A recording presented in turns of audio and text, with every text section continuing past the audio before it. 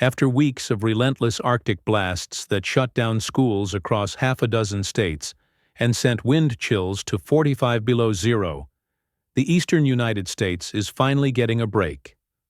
Warm air is flooding northward, and over the next several days, temperatures are going to surge well above average from the plains all the way to the Atlantic coast. But don't let your guard down, because this warmth is coming with a price tag. A potent storm system is gathering strength for this weekend, and right now nobody can agree on what it's going to do. We could be talking about heavy snow somewhere in the northeast. We could be talking about severe thunderstorms across the deep south. We could end up with a massive rain event, or we could get a combination of all three. The uncertainty is enormous, but the signal for a significant weather event between Valentine's Day and Monday the 16th is growing stronger with every model run. On top of that, a clipper system is knifing through the northeast right now, bringing snow to your Tuesday commute. And the western United States is about to get hammered by a parade of atmospheric rivers that will reshape the rest of their winter. This is your Tuesday forecast for February the 10th, 2026. By the way, if you'd like specific weather forecasts for your region or city, please leave them in the comments. I'll answer them individually as time allows. Also, if you like the video and subscribe to my channel, you'd be very grateful. Now, let's move on. Let's start with the temperature situation, because the transformation across the eastern half of the country over the past 48 hours has been stunning. Just 2 days ago, wind chills were 40 below zero in upstate New York. Today, the warm air surging out of the south is pushing temperatures to levels that feel almost disorienting for early February. Yesterday's records told the story. Omaha hit the upper 60s, smashing its daily record. Lincoln, Nebraska was right there with it. Sioux Falls reached 60 degrees when it should be in the mid-20s. Kansas City pushed into the upper 60s. Dallas, Fort Worth, and Oklahoma City were in the mid to upper 70s. Southern Texas touched 80. Today, that warmth is spreading east and south, and the numbers across the southeast are going to feel incredible after what January delivered. Nashville is heading for the low 70s. Shreveport pushes to 76. Montgomery hits 76. Columbia, South Carolina reaches the low 70s. Atlanta climbs into the mid to upper 60s. Charlotte approaches the mid-60s. Memphis and Little Rock are in the low 70s. Birmingham hits near 70. Even the mid-Atlantic starts to feel the warmth creeping in. Washington, D.C. pushes into the mid-40s today and should approach the 50s by Thursday. Philadelphia climbs into the low 40s, heading for the upper 40s by late week. New York City is in the low 30s today, but will be pushing toward the upper 30s to near 40 by Thursday and Friday. Boston is in the mid-20s, but warming into the mid-30s by late week. The thaw is real, and it's going to feel glorious after the punishment the East has taken. And this warmth isn't going anywhere fast. The 6 to 10-day outlook keeps above-average temperatures locked in across everything east of the Rockies. The only places expecting below normal readings are along the extreme western coastline, where the incoming trough is going to dominate. By the time we get past Valentine's Day into the 16th and 17th, there's a signal for an even more dramatic warm surge across the northern plains. South Dakota and North Dakota could see temperatures running 40 degrees or more above normal. That kind of anomaly is almost unheard of and would feel like a full-blown heat wave by February standards. But here's the thing about extreme warmth in the middle of winter. It doesn't exist in isolation. When you get temperature departures that large, the atmosphere has to respond, and it responds with storms. The collision between that massive warm air mass and the cold air trying to hold on creates explosive potential for weather. And that's exactly what we're watching develop for this weekend. Before we get there, though, let's deal with what's happening right now.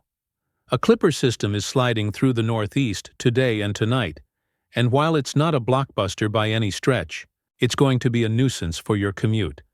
This system moved into upstate New York this afternoon and is spreading across New England tonight into Wednesday morning. Here's the breakdown.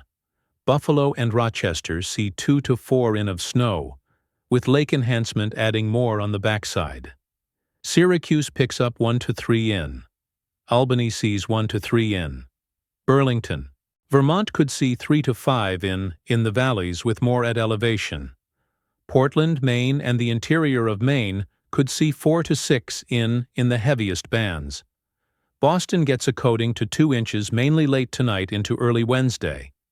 Hartford and Providence see 1 to 2 inches. The higher terrain of New Hampshire and Vermont picks up the most, potentially approaching half a foot in favored spots. New York City stays mostly on the edge of this with maybe some flurries to a light coating. Philadelphia and D.C. are not impacted. This wraps up by Wednesday morning, and then the lake effect machines fire up downstream of Erie and Ontario, adding several more inches in the persistent snow belts. Not a major event, but enough to make roads slick for the Wednesday morning commute across New England and upstate New York. Now, let's talk about the main event, the Valentine's Day weekend storm. This is the system I've been watching closely and the one generating the most buzz. Here's what we know and what we don't know, and I'm going to be straight with you on the uncertainty. What we know is that a storm system is going to develop out of the southern plains and track northeast sometime between Saturday and Monday. Multiple model platforms agree on this. The ingredients are there. Abundant Gulf moisture streaming northward, jet stream energy diving out of the western trough, and enough of a temperature gradient to generate a significant weather system. We're also confident that the Deep South is going to see heavy rainfall from this system. From Oklahoma City through Little Rock, Memphis, Nashville, Birmingham, and Atlanta, there are going to be places that pick up 2 to 4 inches of rain, maybe even 5 in isolated spots. This will be the most significant rain event the Southeast has seen in weeks. What we don't know is how this storm evolves once it gets moving, and that's where everything falls apart in terms of specifics. The European model shows the system tracking across the Deep South with a cold front that could produce some severe weather. Then the northern side wraps in enough cold air to generate snow across the Ohio Valley, and potentially the Northeast by Sunday into Monday. The GFS has a different take, showing a bigger, more amplified system that could bring winter weather impacts further south and east. Some runs have shown a nor'easter-type scenario developing by the end of the weekend. Here's my honest assessment by region for the Valentine's Day through Monday window. For the Deep South and Gulf Coast, heavy rain is the highest confidence impact. Houston, New Orleans, Mobile, Jackson, Birmingham, Atlanta, and Jacksonville should prepare for a multi-day rain event with 2 to 4 in likely across a broad area. Some spots could see more. There's also a severe weather potential that I'd put in the possible, but not certain category. Saturday into Sunday could bring strong thunderstorms from East Texas through Mississippi, Alabama, and into Georgia. Damaging winds and hail are the primary threats if storms do fire. It's too early for specifics, but the ingredients are on the table for the Tennessee Valley and Ohio Valley. This is the transition zone. Nashville, Louisville, Cincinnati, Columbus, Indianapolis, and St. Louis are in the rain-heavy zone with the possibility of some wintry mix on the northern edge, especially late in the event as cold air wraps around the backside. How much cold air gets involved determines whether this is a rain event or something more complicated. Chicago and Detroit are far enough north to lean more toward the snow side of whatever develops. For the Mid-Atlantic and Northeast, this is where the greatest uncertainty lives. If the storm tracks further north and taps enough cold air, Washington, D.C., Baltimore, Philadelphia, New York City, and Boston could see meaningful winter weather. If it stays more suppressed to the south and the warm air dominates, it's mostly rain with maybe snow on the backside. Right now, the signal leans toward rain for the I-95 corridor, but a nor'easter scenario has appeared on enough model runs that it can't be dismissed. Interior New England from Burlington through Portland, Maine, and the mountains of New Hampshire and Vermont are in the best position for snow regardless of the track. For the western United States, the bigger story may actually be what's happening out there. An atmospheric river is pushing into California right now, and this is just the opening salvo. A train of Pacific storms is lining up to pound the West Coast through the rest of February. San Francisco and the Bay Area see rain arriving this week with thunderstorm potential on Wednesday. Sacramento gets soaked.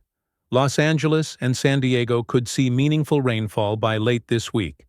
The Sierra Nevada is going to get absolutely buried with potentially 7 to 10 ft of total snowfall accumulation over the next 10 days.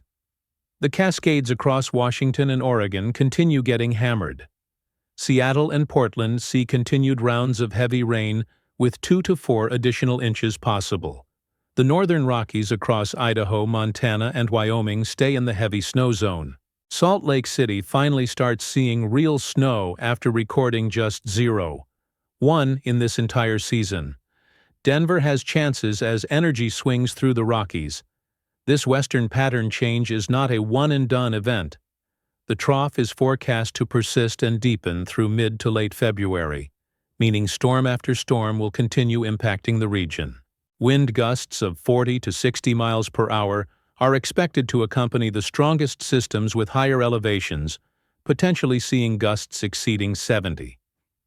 For ski resorts, backcountry enthusiasts, and water managers across the West, this is the lifeline they've been desperately waiting for all winter. Boise gets pulled into the cold and wet pattern. Phoenix and Tucson even see some precipitation as the trough digs all the way into Arizona.